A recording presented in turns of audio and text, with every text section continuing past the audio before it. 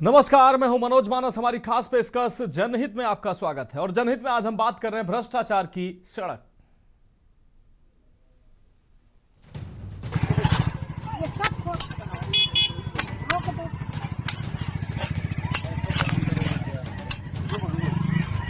अरे ये सब फ्रेश चली जाएगी, ये बना के जाएगा और तुरंत ऊपर जाएगा।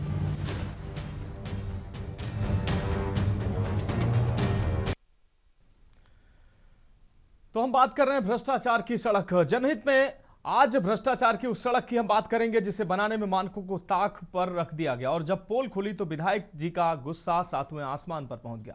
जी हां, एक तरफ उत्तर प्रदेश की योगी सरकार का दावा है कि भ्रष्टाचार के लिए राज्य में कोई जगह नहीं है, लेकिन दूसरी तरफ सिस्टम के भीतर बैठे कुछ लोग सरकार की साख को पलीता लगाने में कोई कसर नहीं छोड़ रहे हैं। ताजा मामला फतेहपुर का है, जहां भ्रष्टाचार का तारकोल इतना कच्चा निकला कि जनता ने उसे हाथों से उखाड़ दिया। हद तो तब हो गई जब खुद सत्ता पक्ष की विधायक को हाथ में फावड़ा उठाना पड़ा। फतेहपुर के धाता विकासखंड का एमापुर रतनपुर मार्ग, कहने को तो यह 4 किलोमीटर की लंबी सड़क बन रही है, जिसकी लागत करीब 38 लाख रुपए है। लेकिन भ्रष्टाचार के दीमक ने इस सड़क को बनने से पहले ही खोखला कर दिया। अभी सिर्फ 500 मीटर ही सड़क बनी थी कि स्थानीय लोग भड़क गए। लोगों का आरोप है कि सड़क में न तो गिट्टी का सही इस्तेमाल हुआ और न ही डामर का। शिकायत मिलते ही खागा विधायक कृष्णा पासवान मौके पर पहुंची। वहां का नजारा देखकर खुद को भी रोक नहीं पाई। उन्होंने किसी अधिकारी का इंतजार नहीं किया, बल्कि खुद फावड़ा उठाया और सड़क खोदना शुरू कर दिया। विधायक ने जब फावड़ा चलाया तो सड़क की परतें पपड़ी की तरह उखड़ने लगी। घटिया निर्माण देखकर विधायक ने पीडब्ल्यूडी के अफसरों पर मौके पर ही जमकर उन अफसरों को लताड़ लगाई। लेकिन सवाल यह है कि भ्रष्टाचार की जीरो टॉलरेंस की नीति पर चलने वाली सरकार में ये किस तरीके से ये भ्रष्टाचार युक्त सड़क का निर्माण किया जा रहा है और सड़क बनना शुरू नहीं हुआ कि भ्रष्टाचार की कहानी सामने आने लगी है। विधायक शिकायत के बाद आम लोगों ने जब शिकायत की तो विधायक कृष्णा पासवान जी मौके पर पहुंची और विधायिका जो है महोदया खुद सड़क को देखकर हैरान रह गए। वो हाथों से सड़क उखाड़ने लगी, फावड़ा उठाया और उसको किस तरीके से सड़क की मोटाई चेक करने लगी कि गिट्टी कितनी पड़ी है, इस पर डामर कितना पड़ा है। और जैसे ही गिट्टी और डामर उखड़ा, पूरा भ्रष्टाचार खुलकर सामने आ गया। पीडब्ल्यूडी द्वारा निर्मित यह सड़क 38 लाख रुपए की बताई जा रही है। 38 लाख की लागत से यह सड़क बनाई जा रही है, लेकिन सड़क बन कैसी रही है? ग्रामीणों का आरोप है, ग्रामीण कह रहे हैं लंबे समय से इस सड़क के लिए अब सड़क खराब थी, जिसकी मांग की जा रही थी कि सड़क को दुरुस्त किया जाए। ऐसी ये पहली सड़क नहीं, ऐसी तमाम सड़कें हैं। तमाम संघर्ष और जद्दोजहद के बाद ग्रामीणों के गांव तक सड़क अगर पहुंचती भी है तो वो सड़क की गुणवत्ता कैसी होती है? 6 महीने, 2 महीने, 4 महीने में ये सड़क उखड़ जाती है और फिर उन ग्रामीणों का उसी रास्ते से फिर आना जाना रहता है।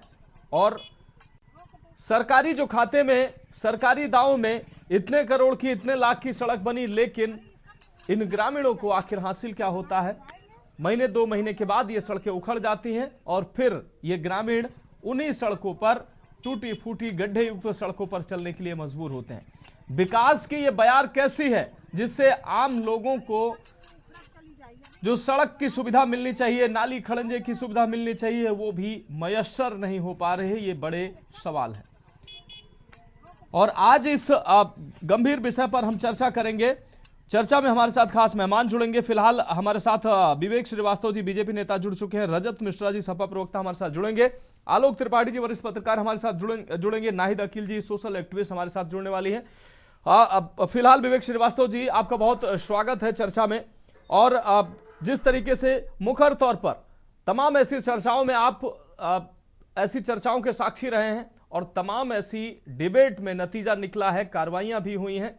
और आज हालांकि आपकी विधायिका कृष्णा पासवान मौके पर पहुंची, लोगों की शिकायत के बाद वो मौके पर पहुंची और खुद पीडब्ल्यूडी अधिकारियों की उन्होंने लताड़ लगाई और सड़क की गुणवत्ता, जिस तरीके से भ्रष्टाचार युक्त सड़क बनाई जा रही थी, उन्होंने जमकर लताड़ लगाई और बोली कि कार्रवाई सुनिश्चित कराएंगे।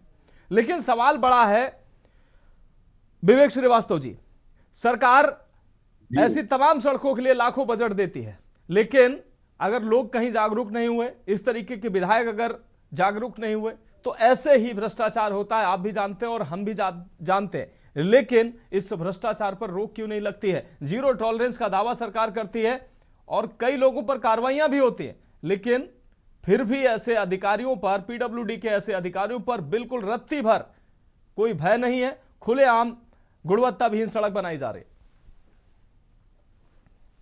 देखिए मनोज जी, कृष्णा जी जमीनी नेता है, मैं उनको व्यक्तिगत तौर पे जानता हूँ जी।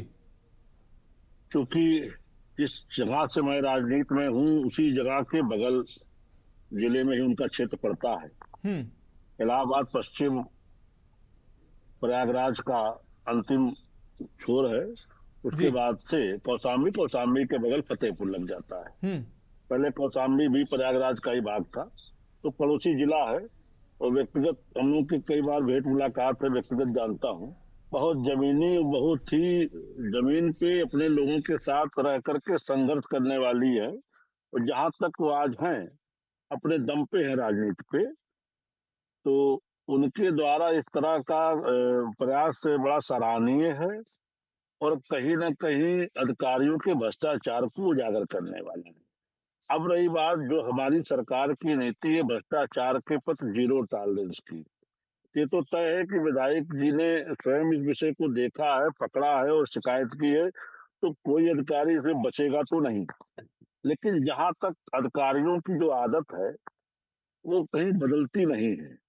ब्यूरोक्रेसी उत्तर प्रदेश की इतनी भ्रष्ट और नकारा है और हाई लेवल की है। जितना पावर उत्तर प्रदेश की ब्यूरोक्रेसी को, जितनी भौकाल कह लीजिए ठेठ भाषा में, या नखरे इनके हैं, इतने किसी भी स्टेट के ब्यूरोक्रेसी के आपको नहीं दिखेंगे। इनके घरों में एक एक दर्जन तक चपरासी बाबू मिल जाएंगे कर्मचारी आपको। पूछ लीजिए कि कौन कहाँ से है तो पता चलेगा, कोई पंचायत से है, कोई फला जगह से, कोई फला जगह से है। मतलब सारा सत्ता का सुख यही भोग रहे हैं और इन्हीं के संरक्षण में इस तरह के भ्रष्टाचार पनपते हैं। और जो छोटे अधिकारी होते हैं इन बड़े अधिकारियों को घूस दे के छूट जाते हैं। हम लोग लगातार इसकी लड़ाई लड़ रहे राजनीतिक कार्यकर्ता के रूप में, क्योंकि हमारे पार्टी की, सरकार की स्पष्ट नीति कि हम भ्रष्टाचार के प्रति जीरो टॉलरेंस की नीति रखते हैं। हम लोग जैसे राजनीतिक कार्यकर्ताओं का दायित्व है, उसी क्रम में विधायक जी भी आते हैं। उन्होंने भी अपने दायित्व का निर्वहन किया, ऐसे भ्रष्टाचार को उजागर करके उनकी धरपकड़ सुनिश्चित की। जहां तक मुझको लगता है कि इसकी शिकायत वो माननीय मुख्यमंत्री जी से भी करेंगी और उच्च अधिकारियों से भी करेंगी, क्योंकि वो बहुत इस मामले में तेज महिला है, छोड़ेंगी नहीं किसी को। ये सब के सब नपेंगे और आगे से ऐसी घटना उनकी करने की हिम्मत तो दोबारा नहीं होगी। मुझको ये भी उम्मीद है कि विधायक जी इनको वहां तक पहुंचा देंगे कि जहां से दोबारा ऐसी हिमाकत कर नहीं पाएंगे।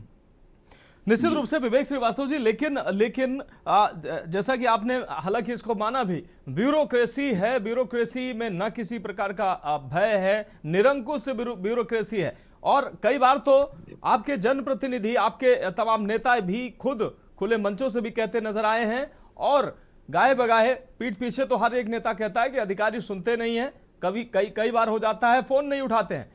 विधानसभा अध्यक्ष महाना जी को, विधानसभा अध्यक्ष महाना जी ने भी साफ तौर पर निर्देश दिए कि अधिकारी क्यों फोन नहीं उठाते, अगर उठाएंगे नहीं फोन तो कार्रवाई होगी। महाना जी के मनोज जी, हमारे यहाँ दो तरह के विधायक हैं। ये महाना जी के पास जाके रोने वाली विधायक नहीं है, ये अधिकारियों को रुला देने वाली विधायक है। व्यक्तिगत रूप से जानता हूँ, ये वाली विधायक नहीं जो जाके रोना रोते साहब अधिकारी मेरा फोन नहीं उठाता।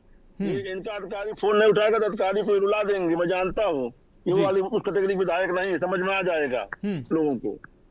ठीक है, मैं जानता हूँ ना व्यक्तिगत रूप से इनको। ये वाली विधायक नहीं जो महाराज जी के पास जाके रोते हैं।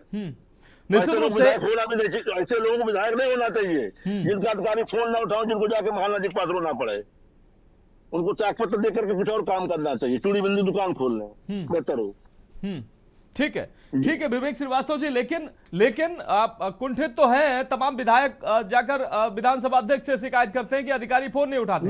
मतलब अधिकारी इतने बेलगाम हो गए हैं, लेकिन लोगों को विधायक नहीं होना चाहिए। हाँ, जिनको ये रोना पड़े राजनीतिक जीवन में कि मेरा अधिकारी फोन नहीं उठाते और विधायक रहते फोन नहीं उठाते, तो उनको विधायकी से त्याग पत्र दे करके चूड़ी बंदी की दुकान खोल लेनी चाहिए। मेरा इस पर उनको सलाह है। ठीक है, ये ठीक कह रहे हैं विधायक आप, नहीं है। ठीक कह रहे हैं आप रोएंगे। ठीक कह रहे हैं आप। संघर्ष करके आप नेता बने हैं तो संघर्ष करके ने अधिकारियों का भी सामना करना चाहिए, आपका ये कहना है। हमारे साथ रजत मिश्रा जी सपा नेता जुड़ चुके हैं, नाहिद अकील जी भी हमारे साथ जुड़ चुके हैं। आप दोनों लोगों का बहुत शुक्रिया है, महानुभावों का।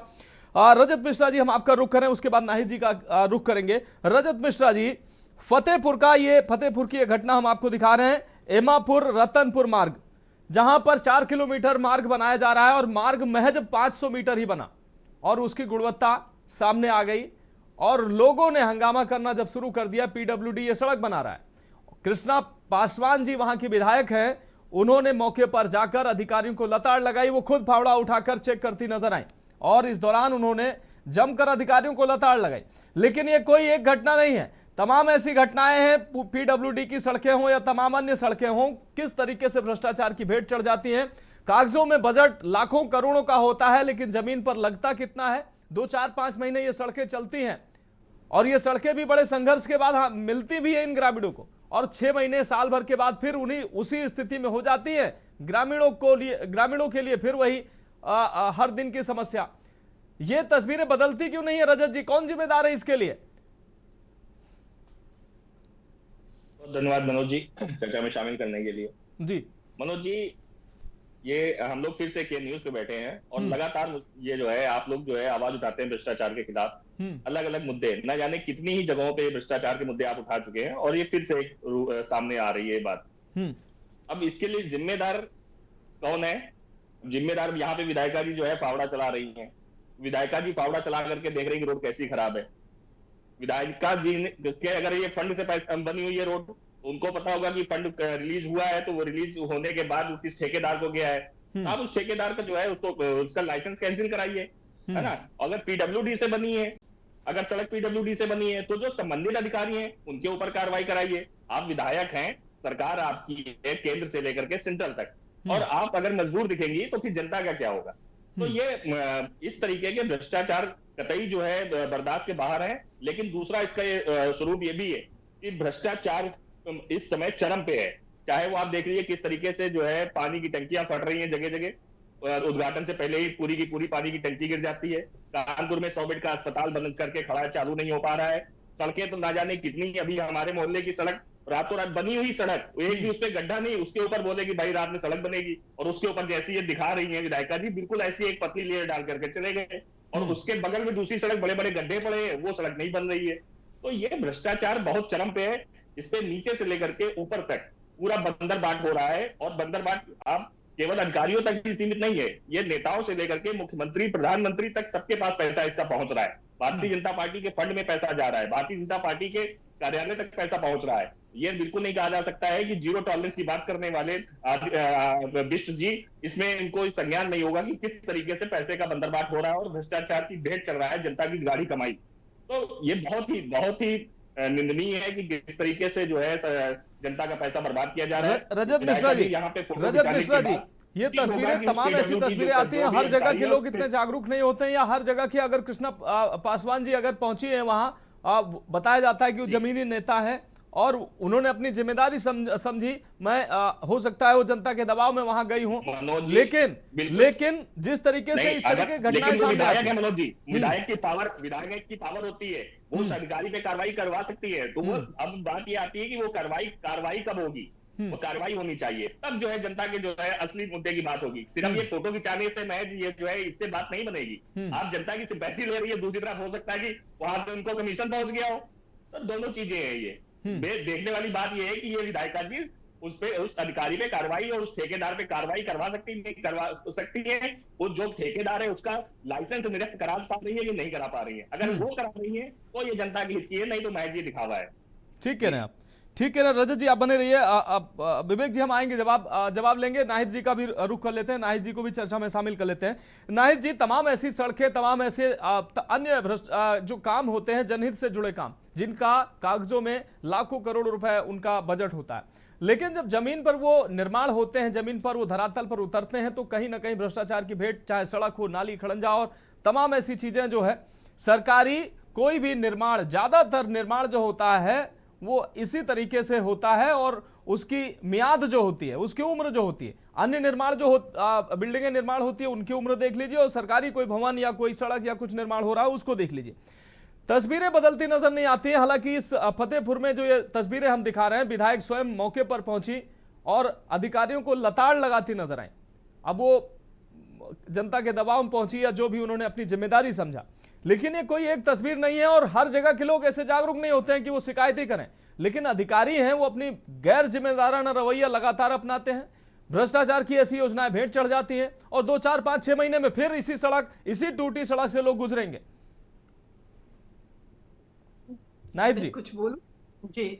मुझे बड़ा हास्यास्पद लग रहा है ये, अगर यकीनन आप मानिए कि जो सरकार ना खाएंगे ना खाने दे के आधार पर बनी है, तो उस सरकार की एक विधायक अगर फावड़ा लेकर के खड़ी होती हैं तो ये इसका आप ये मत मानिए कि ये भ्रष्टाचार के खिलाफ खड़ी हुई हैं। सच तो ये है कि इनका काम दूसरी तरीके से होना चाहिए था, ये फोटो शूट नहीं होना चाहिए था। अगर वाकई में न खाएंगे न खाने देंगे तो क्या सरकार को नहीं पता होगा कि ये किसको टेंडर पास हुआ है, कौन सड़क बना रहा है। मसला यहाँ कुछ और है। देखिए 2027 करीब है, इनको भी क्षेत्र में जाना होगा। दूसरे अंतर कलह क्या है, हो सकता है कि इनको इस साल टिकट भी ना मिले, तो ये इस तरह का एक तीर दो निशाना चला रही हूँ, क्योंकि तमाम ऐसे वाकयात हो रहे उत्तर प्रदेश में हर दिन, लेकिन तब तो कोई नजर नहीं आता। अचानक फावड़ा कहाँ से उठ गया, मुझे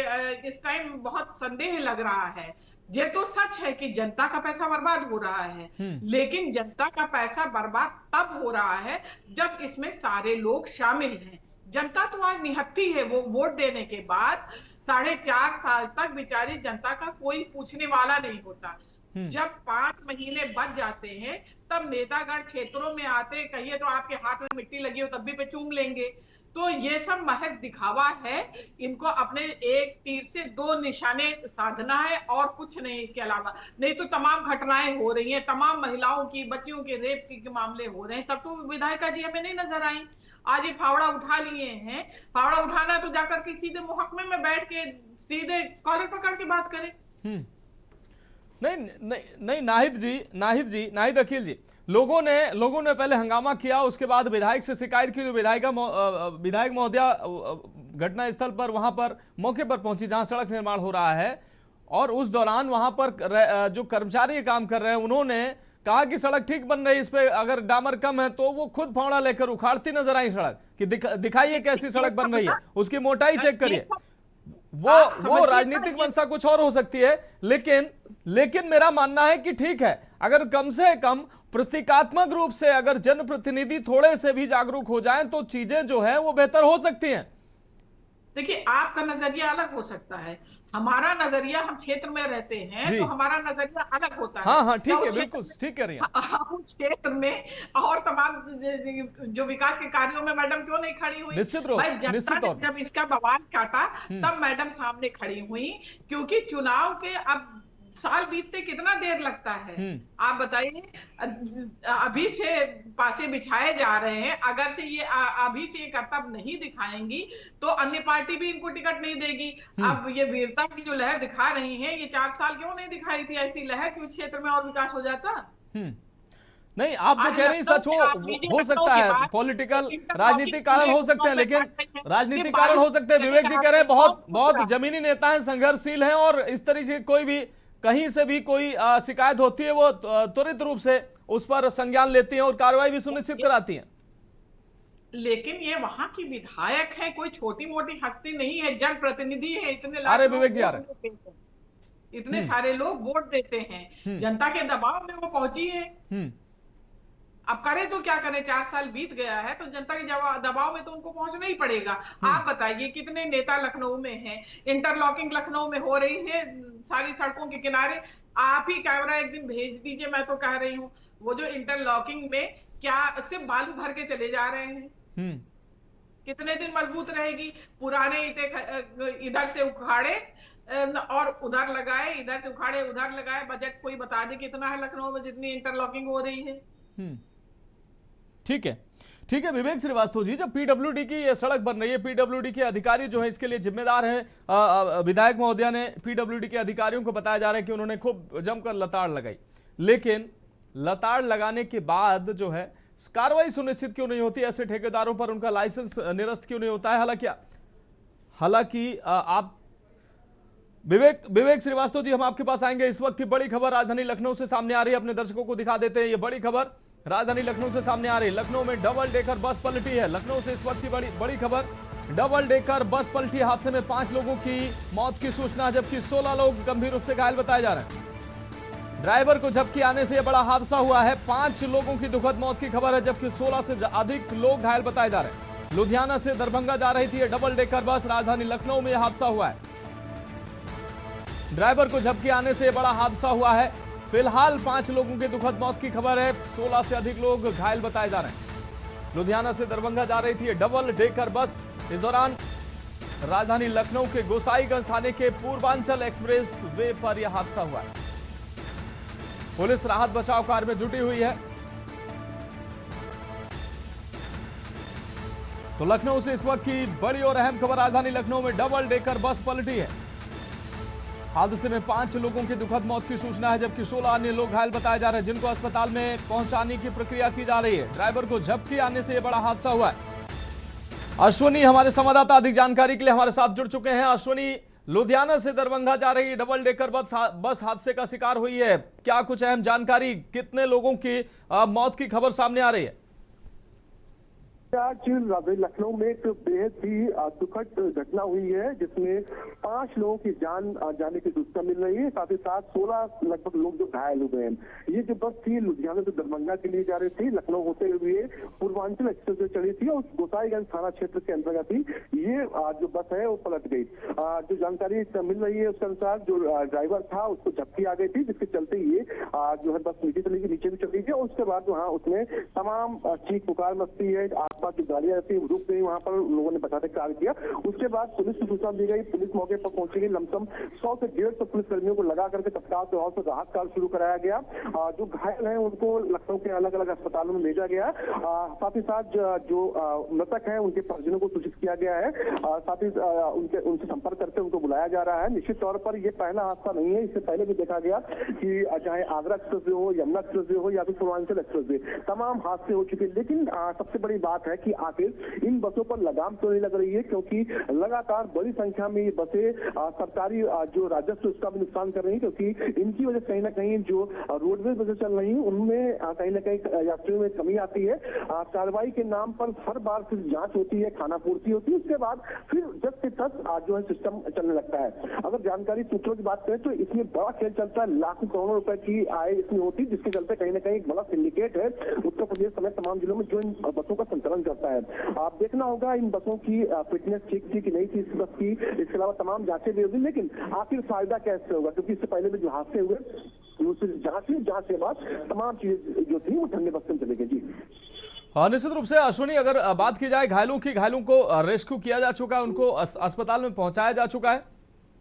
जी बिल्कुल, लगभग सभी लोगों को अस्पताल पहुंचाया जा चुका है। हालांकि जो पुलिस है वहां पर जो रोड को क्लियर कर रही है, रोड से जो सामान बिखरा है उसको हटाने का काम कर रही है। साथ ही साथ हादसे की वजह से, भीड़ की वजह से जाम भी लग गया था, धीरे धीरे जाम भी खत्म कर दिया गया है और कहीं ना कहीं जो घायल लोग हैं उनको समुचित इलाज के लिए पुलिस विभाग की ओर से जो पुलिसकर्मी तैनात किए गए, जो जिन अस्पताल में कर्मचारी घायल लोग पहुंचाए गए वहां पर सुरक्षा के इतिहास से खड़े हुए हैं। साथ ही साथ जो डॉक्टर्स की टीम है उसको भी अलर्ट पे किया गया है।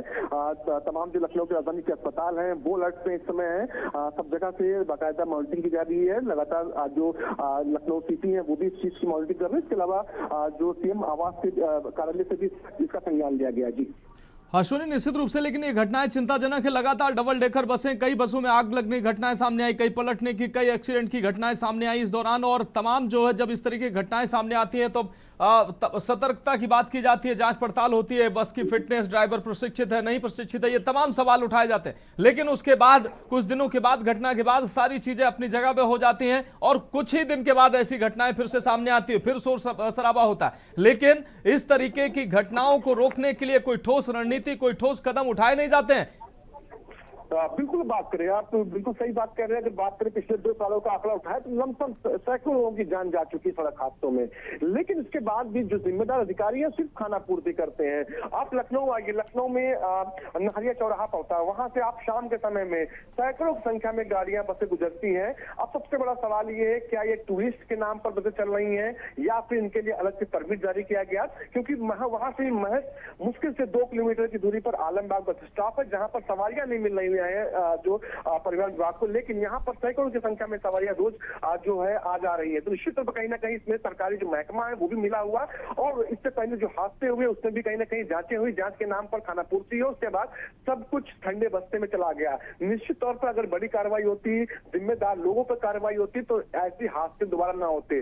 निश्चित तौर पर अभी 5 लोगों की फिलहाल जान जा चुकी है। कुछ लोग क्रिटिकल कंडीशन में है, उनका इलाज कराया जा रहा है।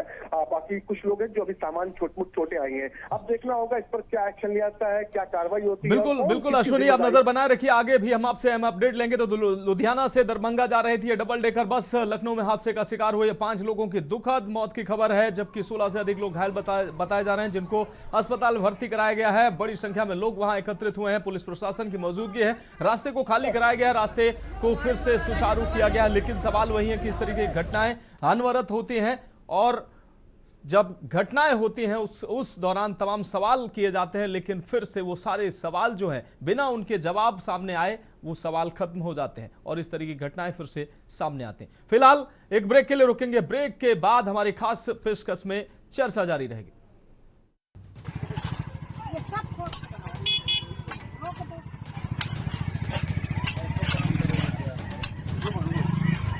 अरे ये सब क्रश कर ली जाएगी, ये बना के जाएगा और तुरंत ऊपर जाएगा।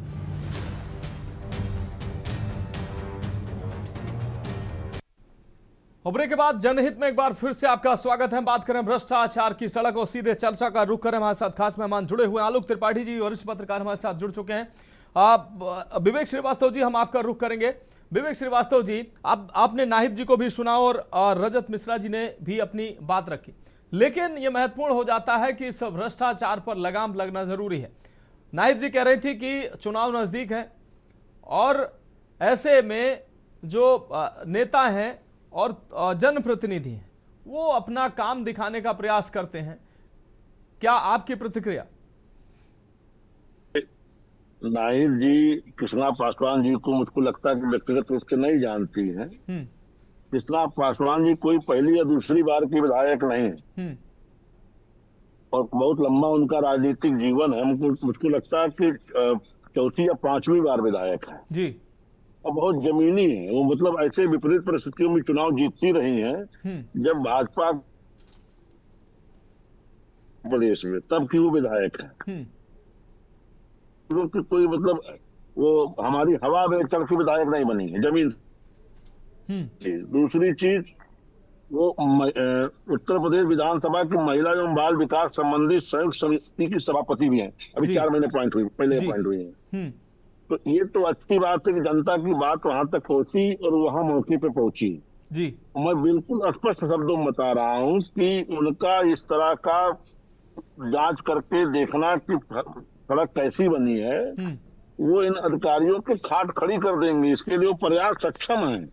ये वो विधायक नहीं है जो महाराज के पास जाके रोएंगी, अधिकारी जाके रोएंगे ऊपर अधिकारियों के पास। ये वो वाली विधायक है। मैं व्यक्तिगत जानता हूँ ना, क्योंकि हमारा कोई उनका पहला पाला नहीं पड़ा है। हमारे यहाँ 2 तरह के विधायक है, एक तो महाराज जी के पास जाके रोने वाले के अधिकारी मेरी सुनते नहीं है, और एक वो वाली है कि जो जिनके लिए अधिकारी जाके ऊपर रोएंगे, साहब नाक में दम कर दिया फला विधायक ने हमारे। ये उस वाली में है। आप देखिएगा, थोड़ा समय दीजिए। उन्होंने जांच किया है, संतुष्ट हो गए कि गुणवत्ता पर काम नहीं हुआ है, तो इस पर अधिकारी के ऊपर ठीक से कार्रवाई होगी। अधिकारी भी सस्पेंड होंगे, ठेकेदार भी इस पे ब्लैक लिस्टेड होगा, और ये सड़क बनेगी। सड़क चूंकि पीडब्ल्यूडी की है। हमारे रजत जी कह रहे थे कि विधायक निधि से, इतनी बड़ी सड़क रजत जी विधायक निधि से नहीं बनती है, पीडब्ल्यूडी बनाती है। पीडब्ल्यूडी बना रहा है। हाँ, बता रहे इतनी बड़ी सड़कें विधायक निधि में नहीं संभव होता बन पाना, ये सब पीडब्ल्यूडी के कोटे में जाती है। तो ये पीडब्ल्यूडी का काम है। और जो भी मौके पे जेई एक्सचेंज है जिनके संरक्षण में इस तरह का भ्रष्टाचार हो रहा था वो बख्शे नहीं जाएंगे, खुद ही नहीं बख्शेंगे कृष्णा जी, मैं जान रहा हूं उनको व्यक्तिगत रूप से। ठीक है। और ये ठेकेदार भी गया काम से, इसकी सिक्योरिटी चली गई, ठेकेदार पे कार्रवाई होगी कृष्णा जी, ठेकेदार पे कार्रवाई होगी। बहुत अरे हम तो कह रहे हैं बहुत जमीनी टाइप की, तो उनको भी कृष्णा जी ने सत्ता पक्ष की मर्यादा रखी, उनको ठीक ठाक और दूसरे तरीके ठीक नहीं कर दिया, कृष्णा जी ठीक भी कर देती हैं, मैं जानता हूँ। हम भी प्रयास कर रहे हैं कृष्णा पासवान जी से बात करने का प्रयास कर रहे हैं, हालांकि उनसे संपर्क नहीं हो पा रहा है। हालांकि कपड़े उतार लेती उनके ऊपर, वो टाइप विधायक है, मैं जानता हूँ ठीक कर देंगी।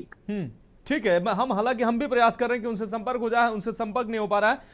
हमारे साथ गिरीश शुक्ला एक दर्शक जुड़े हुए हैं। गिरीश जी, आप अपनी बात रख सकते हैं।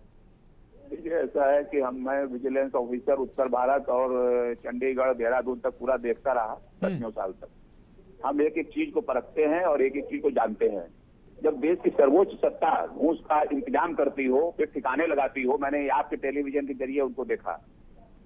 30 किलो सोना मद्रास से कोई लेके चला, विश्वनाथ मंदिर में चढ़ाया। अखबार में यहाँ मैंने पढ़ा कि ये किसी की अम्मा 100 साल की हो गई है, उसके लिए चढ़ाया जा रहा है। आखिर जब देश में ऐसे ऐसे काम हो रहे हैं कि पैसा कहाँ से रहे, दिन भर में हजारों इनकी रैलियां सत्ता पक्ष की होती हैं, खर्चा कहाँ से आता है?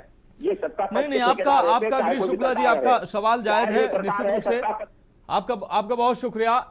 नेताओं के पास पैसा कहां से आ रहा है, ये अलग सवाल है। हालांकि आप एक जागरूक व्यक्ति हैं, सामाजिक कार्यकर्ता, सामाजिक व्यक्ति हैं और के न्यूज के नियमित दर्शक हैं। आपका बहुत शुक्रिया हमारे साथ जुड़ने के लिए।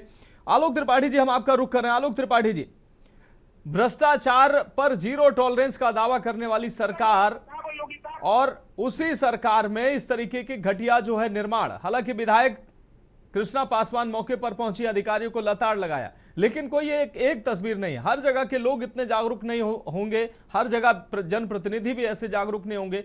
प्रदेश में तमाम जगह ऐसा घटिया निर्माण होता है। सरकार के तमाम प्रयासों के बावजूद, जीरो टॉलरेंस के लंबे लंबे नारे के बावजूद अधिकारी जो है वो बाज नहीं आ रहे हैं। पीडब्ल्यूडी के अधिकारी हो या अन्य हो, वो बाज ही नहीं आ रहे हैं। पीडब्ल्यूडी के द्वारा ये बन रही सड़क किस तरीके से घटिया निर्माण किया जा रहा है, जनता के साथ भी छल है, शासन के पैसे और जो टैक्स का पैसा है उसके साथ वो भ्रष्टाचार की भेंट चल रहा है। आपकी सर प्रतिक्रिया? जी मनोज जी, देखिए, ये तो एक वानगी सी है कि सड़क का पीडब्ल्यूडी का मामला खुल के सामने आया। इसके पहले इस तरह की तमाम वीडियो सामने आए जो सड़कें पूरी की पूरी उखड़ रही थी, जनता उखाड़ रही थी, और उस स्थिति उस समय विकट हो गई थी जब उस समय जिन लोगों ने सड़क को उखाड़ के दिखाया था उनके खिलाफ ही मुकदमा दर्ज कर दिया गया था। तो ये कोई नई बात नहीं है। आप देखिए, जीरो टॉलरेंस नीति की बात जरूर करते हैं, लेकिन कहीं पे भी उसका असर नहीं दिखाई पड़ता है। इस बात को इन भाजपा के नेताओं को, मंत्रियों को माननी पड़ेगी। अभी जिस तरह से बस पलटी, क्या ये पहली बार बस पलटी? तमाम इस तरह की बसें पलट रही हैं, तमाम इस तरह की डग्गा मार बसें आपके राजधानी लखनऊ से संचालित हो रही हैं, जिसको रोकने वाला कोई नहीं है। क्या ये आंखें बंद है सबकी, कोई दिखता नहीं है? ये सड़क की स्थिति क्या ठेकेदारों को अगर भय होता तो क्या इस तरह की सड़क बनती? बिल्कुल नहीं बनती। भारतीय जनता पार्टी इसकी सरकार है और भाजपा का ही विधायक सीतापुर का ज्ञान तिवारी आप धरने पे बैठ रहे हैं, कोतवाल को लेके, कभी खेत को लेकर के, कभी सड़क को लेकर के, बिजली को लेकर के। पूर्व शिक्षा मंत्री रविंद्र शुक्ल झांसी में धरने पर बैठने जाने की धमकी दे रहे थे। तो ये तो भाजपा के लोग ही परेशान हैं, क्योंकि ये कहना अलग बात है। विवेक जी, एक मिनट, ये कहने की बात और है, लेकिन मैं हर बार ये बात कहता हूं कि भाजपा की सरकार जब जब आती है, अधिकारी निरंकुश होता है, वो बिल्कुल नहीं सुनता है, वो अपनी मन मर्जी से करता है। इसके एक नहीं 50 उदाहरण हैं कि भाजपा सरकार में भाजपा के मंत्री, भाजपा के विधायक अपने ही सरकार में परेशान है। तो ये कहीं ना कहीं उनकी अपनी जो एक काबिलियत है, जो कहीं ना कहीं अब जिस तरह से उन्होंने सड़क खोद रही है, क्या उनका काम है इस तरह का खोदना? इसकी जिम्मेदारी तो वहां के अधीक्षण, अभियंता, इंजीनियर तमाम है, जो वो उनकी जिम्मेदारी है कि वो देखे सड़क बनी कि नहीं, जनप्रतिनिधि की नहीं है। लेकिन वो क्या रहा है कि जनप्रतिनिधि ये देख रहा है, तो जिसका काम है वो देख ही नहीं रहा है। तो मुझे लगता है कि जिस तरह से हम जीरो टॉलरेंस नीति की बात करते हैं उसमें बहुत अंतर है, और भाजपा की सरकार को या तो जीरो टॉलरेंस नीति की बात नहीं करनी चाहिए, और अगर बात करनी चाहिए तो फिर इस तरह के जो भ्रष्टाचार हैं, चाहे आरटीओ में हो, चाहे पीडब्ल्यूडी में हो, और चाहे थानों में हो, उस पर अंकुश लगाना चाहिए और अपने वादे को पे अमल करना चाहिए। निश्चित रूप से आलोक त्रिपाठी जी, लेकिन कई बार आप जनप्रतिनिधि विधायक भी जाकर विधानसभा अध्यक्ष से शिकायत कर रहे हैं कि अधिकारी फोन ही नहीं उठाते हैं, अधिकारी काम नहीं करना चाहते हैं, अधिकारी उनकी सुनते नहीं है। अब आप समझ लीजिए कि जनप्रतिनिधियों की भी अधिकारी नहीं सुनते हैं, अधिकारी निरंकुश क्यों किसके सह पे अधिकारी निरंकुश है? सत्र में ही भाजपा के ही विधायक ने कहा कि डीएम फोन नहीं उठा रहे हैं, 15-15 दिन तक फोन नहीं उठाते हैं। तो ये इतनी निरंकुशता भाजपा सरकार में अधिकारियों में हमेशा रहती है। यही मैं कहता हूं कि भाजपा की सरकार में अधिकारी निरंकुश हो जाते हैं, उनको किसी का भय नहीं, उनको मालूम है कोई कुछ नहीं करा पाएगा। और बहुत बड़ी बात नहीं है जिस तरह से इस सड़क का मामला उठा है, आप देखिएगा इसके बाद क्या होता है, तो सब लीप पोत के बराबर कर दिया जाएगा। चाहे सिरप का मामला देखिए, सब ठंडे बस्ते में, बसों का मामला देखिए, कितनी बसें पलट गई, कितने लोग अकाल मौत के मुंह में समा गए, क्या हुआ, जांचें हुई, परिवहन मंत्री सड़क पे निकलते हैं, जांच करते हैं, कौन सी जांच करते हैं, कौन सी बसें पकड़ रहे हैं, ये आज तक नहीं समझ पाया। आरटीओ में दलालों का क्या राज खत्म हो गया? कभी नहीं खत्म हो पाया। तो मुझे लगता है कि जीरो टॉलरेंस नीति की जब बात कर रहे हैं तो आपको उस पर अमल करना पड़ेगा, धरातल पे उतरना पड़ेगा और अधिकारियों में भय पैदा करना पड़ेगा कि अगर आपने गलत किया तो आपके खिलाफ सख्त एक्शन होगा। जब तक ये भय नहीं आएगा तब तक इस तरह के भ्रष्टाचार पनपते रहेंगे और हम जीरो टॉलरेंस नीति की बात करते रहेंगे। ठीक है, आलोक जी के सवालों का जवाब ले लेते हैं विवेक जी, उसके बाद रजत जी के पास जाएंगे। विवेक जी जवाब दे दीजिए, जिस तरीके से आलोक जी कह रहे हैं कि अधिकारी निरंकुश हो जाते हैं और कृष्णा पासवान जी जैसा कि आप कह रहे थे वो जमीनी नेता हैं और बिल्कुल 5-6 बार की विधायक हैं, लेकिन जब अधिकारी निरंकुश हैं तो उनके प्रयास भी नाकाफी साबित होंगे।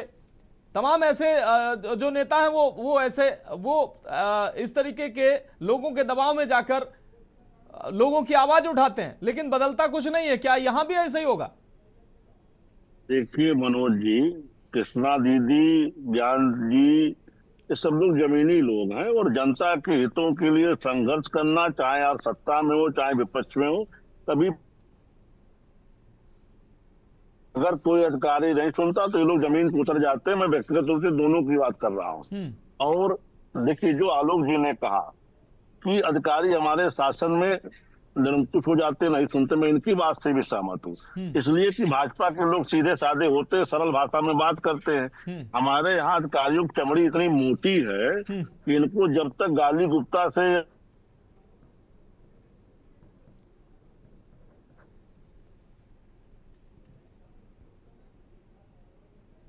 ठीक है विवेक, शासन हम लोग को उसके लिए अनुमति नहीं कर दे जी। मेरी बात सुन लीजिए, पूरी बात आ जाने दीजिए।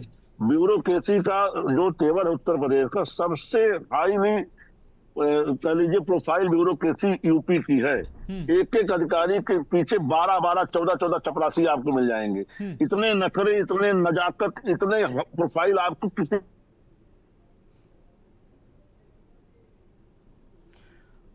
मुझे लग रहा है विवेक जी का नेट दिक्कत कर रहा है, इंटरनेट की कुछ समस्या है। विवेक जी हम आपके पास आएंगे, रजत जी हम आपके पास आ रहे हैं। विवेक जी कह रहे हैं, हेलो जी पूरी बात सुना जाने दीजिए जी मनोज जी। यहाँ सारे संगठनों को इस ब्यूरोक्रेसी ने नपुंसक बना रखा है। सूचना आयुक्त दलाली का अड्डा है, लोकायुक्त के पास मच्छर मारने की चपरासी नहीं है, कहीं भी जनता को कोई रिलीफ नहीं मिल पा रही। हम लोग खुद परिवहन विभाग के ऊपर कई बार पत्राचार कुछ के, मेरे ही पत्रों पे छापा पड़ना शुरू हुआ था। जिस बस पे आज दुर्घटना घटी है लुधियाना से दरभंगा जा रही थी, भी आप ही ने बताया। चलिए, उत्तर प्रदेश सरकार का इसमें गुजर तो रही थी भैया, इसको देखना हमारे क्षेत्र के आरटीओ का काम था। लेकिन जो फिटनेस प्रमाण पत्र की प्रक्रिया इतनी नकारा है कि इन्होंने प्राइवेट एजेंसियों को दे रखा है। वो पैसा लेते हैं, फिटनेस बना के दे देते, किसी भी बस का, किसी सब छोड़ो, आप जो नौनिहालों को ले जाती है विद्यालय वाहन, इनके निरीक्षण कर लो, एक का भी फिटनेस दुरुस्त आपको मौके पे नहीं मिलेगा। मैं इस पे स्वयं पत्राचार कर चुका हूं, इस पे कार्रवाई हो रही है। मेरे ही पत्रों पे एसटीएफ ने छापे डाले तो ओवरलोडिंग वाले मामलों में, मांदा से लेकर फतेहपुर तक। तो हम लोग लगातार इस पर कार्रवाई करें। राजनीतिक कार्यकर्ता के रूप में हमारा जो दायित्व हम निभा रहे हैं, लेकिन अधिकारी अपने भ्रष्टाचार से बाज नहीं आते, ये भी सत्य है। इनके ऊपर कड़ी कार्रवाई होनी चाहिए। कृष्णा जी ने अच्छा बयाना दिया है, अच्छी कार्रवाई की, हम लोग उनके साथ हैं। पक्का इस पर अधिकारी भी दपेंगे और वो ठेकेदार भी जाएगा। ठीक है, ठीक है विवेक जी, आप जुड़े रहे। रजत जी, विवेक जी कह रहे हैं अपना धर्म वो निभा रहे हैं, लेकिन जो बातें आपको, मुझे लगता है आपको कहनी चाहिए, वो खुद विवेक जी खुद कह रहे हैं, वो खुद पत्राचार कर रहे हैं, वो खुद परेशान है। और एक बहुत बड़ी बात उन्होंने कही है कि बीजेपी के कार्यकर्ता जो होते हैं बहुत सीधे और सरल होते हैं, इसलिए अधिकारी उनकी भी नहीं सुनते हैं। अधिकारी तो भाई आपकी सरकार में भी वही थे, लेकिन आपके कार्यकर्ता, आपके यहाँ ये कहा जाता है कि कार्यकर्ता जो है वो बेलगाम हो जाते हैं और नेता बेलगाम हो जाते हैं। और विवेक श्रीवास्तव जी कह रहे हैं कि उनके यहाँ अधिकारी वो लोग चूंकि सीधे होते हैं, अधिकारी उनकी नहीं, इसलिए नहीं सुनते हैं। मनोज जी, अधिकारी सीधे नहीं होते हैं। अधिकारियों से इतनी मोटी वसूली की जा रही है नेताओं के द्वारा, इसलिए अधिकारियों की चमड़ी मोटी है, वो नहीं सुनते हैं। रजत जी, बात तो कोई मतलब है, आप अपने शासन में आप दक्षिणा लेते थे क्या? आप बीच में नहीं बोलिए। कोई आरोप करता अरे विवेक जी आ रहे हैं आपके पास। विवेक जी आपकी बात आ गई, रजत जी को बात कर रहे हैं कि नहीं, भारतीय जनता पार्टी के कार्यकर्ता बहुत सीधे होते हैं, सीधापन देख रही है जनता। जितनी गुंडाई, जितना अपराध इस समय उत्तर प्रदेश के अंदर और देश के अंदर, कौन सा कार्यकर्ता हमारा गुंडाई कर रहा, बताओ रजत जी, कौन सा कार्यकर्ता जा रहा अपील करने, जरा बता दो आप। विवेक जी देखिए, एक नाम बता दो कार्यकर्ता का हमारे। हम आपको सर्टिफिकेट नहीं दे रहे हैं, आपके नेता आपके नहीं, आप एक नाम बताओ, हमारा कोई कार्यकर्ता थाने में दलाली करने जाता हो, किसी अधिकारी वसूली करने जाता हो, आप बताओ। आपके मुख्यमंत्री के ऊपर कितने केस थे? विधायक, अरे भाई वो तो आपने थोपे थे। ठीक है विवेक जी सुन लीजिए, विवेक जी रजत जी को सुन लीजिए। रजत जी विवेक श्रीवास्तव जी खुद कह रहे हैं कि वो भी कार्यकर्ता हैं, वो खुद पीड़ित हैं। विधायक विधानसभा में विधानसभा अध्यक्ष रो रहे हैं कि अधिकारी मेरा फोन नहीं उठाते। ऐसे विधायकों को चौन नहीं देगा अधिकारी? नहीं सुनेगा, आप बताओ। अधिकारी नहीं सुनेगा। उनका फोन तो उठाते नहीं अधिकारी, इन्हें कुछ चौन नहीं देने वाला। क्या बात करते जो अस्थि भ्रष्टाचार का आरोप लगाते हैं? अरे ये जनता से जुड़े मुद्दे भैया, ये आप देखो, आपने जो किया जनता ने आपको वहां पहुंचा दिया, हमें जनता ने मौका दिया है, हम जनता के साथ दिन रात संघर्ष कर रहे हैं। चलिए ठीक है विवेक जी आपकी बात आ गई, रजत जी आपकी बात आ गई। नाहिद जी हम आपका रुख कर रहे हैं, विवेक जी को आपने सुना, विवेक जी ने साफ तौर पर स्वीकार भी किया है कि कहीं ना कहीं उनके जो अधिकारी हैं, उनकी सरकार में चूंकि उनके कार्यकर्ता सीधे होते हैं, इसलिए अधिकारी निरंकुश हो जाते हैं, वो सुनते नहीं। लेकिन तस्वीरें कैसे सुधरेंगी? क्या ये मान लेने से कि अधिकारी निरंकुश हैं और हम चूंकि सीधे हैं इसलिए हमारी नहीं सुन रहे, तो इससे क्या तस्वीरें बदल जाएंगी? इससे क्या भ्रष्टाचार रुक जाएगा?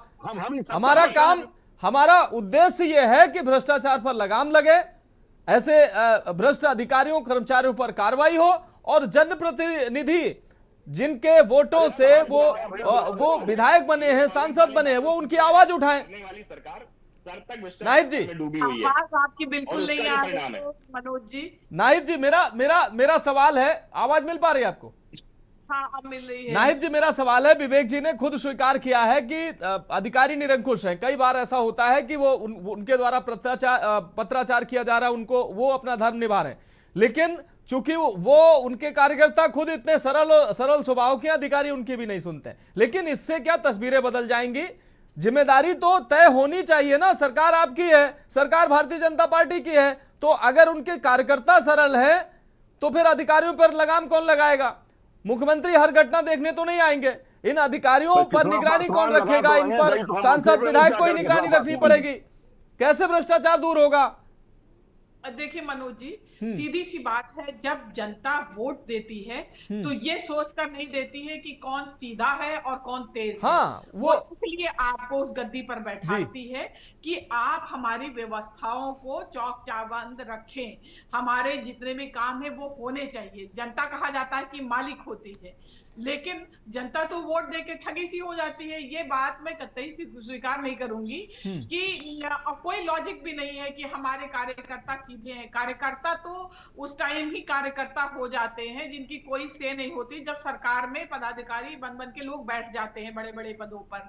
और जब सरकार को ही दिए गए हैं ना ये अधिकारी कि वो सरकार जैसा बताए वैसे काम करें, पूरे जो है गवर्निंग सिस्टम सही हो, सारी चीजें सही हो, लेकिन जब आप काम नहीं ले पा रहे हैं या फिर आप उनसे इतना ज्यादा बैठ करके रिश्वत में हिस्सेदार बन रहे हो, तो फिर वो कैसे काम करेगा आप बताइए। हम लोगों को क्या बताया जाता है कि आप किसी क्षेत्र में काम करने जा रहे हैं तो किसी का अगर कोई दावत में भी बुला रहा है तो मत जाइए, क्योंकि आपने एक दिन खाया तो फिर आप उसके साथ बहुत अच्छे से बात नहीं कर पाएंगे, आपकी नजरें झुकी रहेंगी। आज क्या होता है कि आदमी अपने टेस्ट का अधिकारी चुनता है, सरकारें बदलती हैं, तुरंत फिर ब्यूरोक्रेट्स अपनी अपनी पसंद के चुने जाते हैं कि वो उनको ज्यादा से ज्यादा मलाई खिला सके। तो फिर कहाँ शराफत की और इसकी बात हुई जब आपने चांस दे दिया अधिकारियों को, उनसे बैठ करके आपने अपनी गर्दन झुका दी कि भैया हमें हर महीने इतना चाहिए, तो फिर कहां से वो अधिकारी आपका काम करेगा? फिर वो तो जितना आपको देगा उतना ही खुद भी कमाएगा, तो कैसे सड़क बन जाएगी? भाई मान लीजिए 50 करोड़ का टेंडर हुआ, अब 50 करोड़ में अगर 25 करोड़ नेताजी के पास चला जा रहा है तो फिर 25 करोड़ में तो वो खाएगा भी ना वो अधिकारी, वो ऐसे थोड़ी अपनी नौकरी दांव पे लगा देगा, वो कहीं आएगा पैसा? क्यों सबके गद्दों के नीचे नोटों का जखीरा मिल रहा है? क्यों मिल रहा है आईएएस अधिकारियों का? अभी एक महिला पकड़ी गई है आईएएस ऑफिसर, आप बताइए 3-3 4-4 मशीनें लगा करके गिनी जा रही नोटें, तो जब वो 25 करोड़ दे रहा है अधिकारी तो वो 20 करोड़ रख रहा है। हाँ जी, तो इसीलिए काम नहीं हो पा रहा है, इसीलिए जो है दूध में पानी नहीं मिलाया जा रहा, पानी में दूध मिलाया जा रहा है। ठीक है, ठीक कह रही हैं आप, ठीक कह रही हैं आप। विवेक जी कुछ कहना चाह रहे हैं आप? विवेक जी। नायदा जी को मैं कह रहा हूँ कि जो आईएएस अधिकारी का जिक्र कर रही है वो यूपी में नहीं पकड़े। वो यूपी में नहीं, लेकिन यूपी में भी तो पकड़े गए कितने भाई। नहीं यूपी में नहीं, नायदा जी मिला, आप बताइए नोएडा में नहीं। विवेक जी मेरा सीधा सवाल है निश्चित रूप से व्यक्ति को। विवेक जी आपने कहा कि आपके कार्यकर्ता सीधे सरल होते हैं, इसलिए जो अधिकारी आपकी बात नहीं सुनते हैं, लेकिन जनता तो विधायकों को, सांसदों को इसलिए चुनती कि उनके लिए लड़ेंगे भी, उनके काम करवाएंगे, उनकी जरूरत होगी तो सड़क नाली खड़ंजा उनकी जरूरत पे खड़े होंगे। अगर आप जनता से ये कहने नहीं जाएंगे ना कि भाई हम सीधे हैं, हमारी अधिकारी नहीं सुन रहे, हम क्या करेंगे? इन अधिकारियों से तो काम लेना पड़ेगा, इन अधिकारियों को जवाबदेह तो बनाना पड़ेगा। जो जनता के प्रति अपनी जिम्मेदारी समझते हैं, अपनी जवाबदेही समझते हैं, वो कृष्णा पासवान जी जैसे, ज्ञान तिवारी जी जैसे जनता के साथ सड़क उतर जाते हैं। मंच के सामने उसको भगा दिया कि नहीं इनको नहीं देना है, तो ऐसी सरकार बनती है कि वो भेदभाव करे जनता का। अभी विवेक जी आपने समाचार पढ़ा होगा, आपके ही पार्टी के नेता राजस्थान में वो कंबल वितरण कर रहे थे, उसमें मुस्लिम महिला आ गई भरे मंच में, उसको भगा दिया गया, इनको हटा दीजिए, इनको नहीं देना, आप अपने को देंगे। मुझे उस घटना की जानकारी नहीं है। मैं अभी जिस विषय पर हम चर्चा हो रही है, मुझे जिस घटना पर हम लोग चर्चा कर रहे हैं, देखिए जनता के प्रति जो विधायक अपनी जिम्मेदारी समझते हैं, कृष्णा पासवान जी जैसे, ज्ञान तिवारी जी जैसे, ये लोग सड़क पे जनता के साथ उतर जाते हैं। आप देख रहे हैं कृष्णा दीदी ने फावड़ा भी उठाया, अधिकारियों को लताड़ भी। ज्ञान तिवारी की आपने चर्चा की, विवेक श्रीवास्तव जी, ज्ञान तिवारी जी को थाना अध्यक्ष से काम नहीं करवा पा रहे थे, मुख्यमंत्री के पास वो शिकायत लेके गए, मुख्यमंत्री के पास शिकायत लेके गए। आप ये देख लीजिए, मुख्यमंत्री के पास तक उनको जाना पड़ा, थाना अध्यक्ष की शिकायत लेके मुख्यमंत्री के पास जाना पड़ा एक विधायक को। तो इससे बड़ा और क्या, इससे खराब स्थिति और क्या हो सकती है? विपक्ष मरा हुआ है, सत्ता पक्ष में वो है, जब नहीं सुनवाई होगी तो मुख्यमंत्री तक जाना ही पड़ेगा। क्या करे वो भाई? ये जो काम विपक्ष को करना चाहिए वो सत्ता पक्ष के लोगों को करना पड़ रहा है, हम क्या करें? ये काम विपक्ष का है कि आप हर चीजों को जांच करवाइए। विधायक विधानसभा में उठाई तो वहां जाएंगे, हुड़दंग करके चले जाएंगे, कोई जनता का मुद्दा ये उठाते ही नहीं है। ये मुद्दे विपक्ष को उठाने चाहिए सदन में। ये सत्ता पक्ष का विषय नहीं है, ठीक है। ये सदन में जाएंगे तो हुड़दंग करके चले आएंगे, कभी जनता के मुद्दे पे बात नहीं करते। ठीक है, आप ब्यूरोक्रेसी का अंदाज उत्तर प्रदेश में, ब्यूरोक्रेसी उत्तर प्रदेश की स्टील स्ट्रक्चर ब्यूरोक्रेसी है, कोई कुछ इसका बिगाड़ ही नहीं पाता है। बड़े छोटे अधिकारी बड़े अधिकारियों को घूस देकर छूट जाते हैं। ठीक है, आलोक जी से समझते हैं विवेक जी। आलोक जी, क्या ब्यूरोक्रेसी इतनी हावी होगी जैसा कि विवेक जी कह रहे हैं कि वो विधायकों की नहीं सुन रही, सांसदों की नहीं सुन रही है, मुख्यमंत्री तक शिकायत लेके जा रहे हैं, विधानसभा अध्यक्ष तक शिकायतें लेके जा रहे हैं, तो फिर और इन्हीं लोगों से काम होना है, यही लोग जमीन पर काम करेंगे, तो फिर काम कैसे होगा? कैसे जनप्रतिनिधि काम करवाएगा? कैसे वो 5 साल फिर चुनाव में उसको जाना है? कैसे वो जवाबदेही उसकी जनता के प्रति जवाबदेही है? और कैसे इस तरीके के भ्रष्टाचार रुकेंगे अगर इसको मान लिया जाए जैसा विवेक जी कह रहे हैं कि वास्तव में ब्यूरोक्रेसी जो है वो किसी की नहीं सुन रही? मुझे लगता है कि अगर विवेक श्रीवास्तव जी की बात पे अमल करें तो मुझे स्वतंत्र देव जी जो है उनको मंत्री से इस्तीफा ले लेना चाहिए और मुकेश राजपूत जैसे लोगों को मंत्री पद दे देना चाहिए, ज्ञान तिवारी जैसे लोगों को मंत्री पद दे देना चाहिए, जो सीधे नहीं है, जो अपने मंत्री का गिराव कर सकते हैं, उनको बंधक बना सकते हैं। तो मुझे लगता है कि जो जीरो टॉलरेंस की नीति है वो भी दूर हो जाएगी और जो सरकार की जो दबदबा है वो भी बाजार में दिखेगा कि हाँ सरकार दबदबादार है, सीधे कार्यकर्ता उनके नहीं है। लेकिन मैं राजमोहन जी हर बार ये बात कहता हूँ कि ये आज की बात नहीं है। आप पिछला रिकॉर्ड देखिए, जब भी भाजपा की सरकारें हुई है अधिकारी बिल्कुल निरंकुश होता है, वो उसके अंदर बिल्कुल भी मंत्री का भय नहीं होता है। क्यों नहीं होता है? ये मंत्री का दबदबा क्यों नहीं हो पाता है? इसका एक मुझे जो कारण समझ में आता है कि उन अधिकारियों को, उन ब्यूरोक्रेटों को ये मालूम होता है कि फला मंत्री मेरा कुछ कर नहीं पाएगा, जो भी करेगा वो एक ही व्यक्ति है, तो उसको वो साधे हुए हैं। और यही कारण है कि उसके नीचे जितने भी मंत्री हैं कोई किसी की सुनवाई नहीं होती है। अगर ऐसा नहीं होता तो इतनी बड़ी संख्या में भाजपा का ही विधायक मुकेश राजपूत अपने ही मंत्री का बंधक ना बना लेते, गिराव नहीं कर देते, पूरे में चर्चा नहीं होती। मुझे लगता है इस तरह की घटना शायद नहीं होती। तो ऐसे दबदबेदार लोगों को मंत्री बनाइए जिसकी तूती बोले सरकार में भी और अधिकारियों में भी, अधिकारियों में भय हो। तो मुझे लगता है कृष्णा पासवान जैसी वरिष्ठ भाजपा नेता विधायकों को जो है घोड़ा नहीं चलाना पड़ेगा और अधिकारी स्वयं घोड़ा चला करके सड़क की पारखेंगे कि सड़क सही बनी है कि नहीं बनी है। लेकिन ये हो नहीं पाएगा, तो ऐसी उम्मीद भी है क्योंकि भाजपा में ये बहुत मुश्किल काम है, क्योंकि आपस में ही इतना दबाव चल रहा है आपस में, जिसका असर दिखता है और अधिकारी उसका बखूबी फायदा उठाते हैं। और ये चाहे बसें भी पलटती रहेंगी और ये सड़क रहेगी इस सरकार। ठीक है आलोक जी। हाँ, हालांकि आगे समय इजाजत नहीं देता है चर्चा में, बहुत शुक्रिया आप। लेकिन रजत जी का हम निश्चित रूप से कहेंगे कि रजत जी, विवेक जी कह रहे हैं कि आप वो सरकार में रहते हुए अपनी जिम्मेदारी तो निभा रहे हैं, विपक्ष अपनी जिम्मेदारी नहीं निभा रहा है, तो आप विपक्ष का काम भी है विवेक जी को करना पड़ रहा है। तो भाई कम से कम आप लोग इन मुद्दों को उठाइए और ये भ्रष्टाचार जो है वो खत्म हो। हम सबका ये प्रयास होना चाहिए, सत्ता पक्ष के का प्रयास हो और विपक्ष का प्रयास हो, सामाजिक कार्यकर्ताओं का प्रयास हो, हम जैसे लोगों का प्रयास हो।